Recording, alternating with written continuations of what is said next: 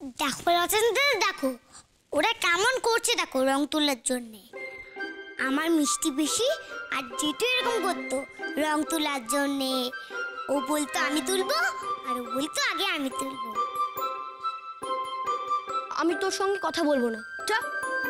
কেন? তোর জন্য আমি বকা খেলাম তাই। রেখে আছো বুঝি? আরে বাবা, আমি তো ভালোর জন্যই এমনটা করলাম। তে কার ভালো হলো শুনি? মিষ্টি পিসি কিচ্ছু বোঝে না। রং দেখে সবাই মিলে মিষ্টি পিসিকে অন্য লোকের বাড়িতে নিয়ে যেতে পারবে? পারবে তো? ভুতু তুই গ্রেট, দারুণ। আগে বলবি তো, তাহলে তো আমি যেটুকে বলতাম যে যত ইচ্ছা আমাকে বকো মারো, আমি তোমাকে কিচ্ছু বলবো না। জল নিয়ে ফুটেছে, অনেক ফুটে গেছে আমার।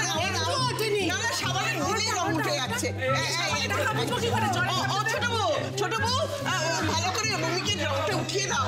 আরে অনুপের অফিসের বসের লোকেরা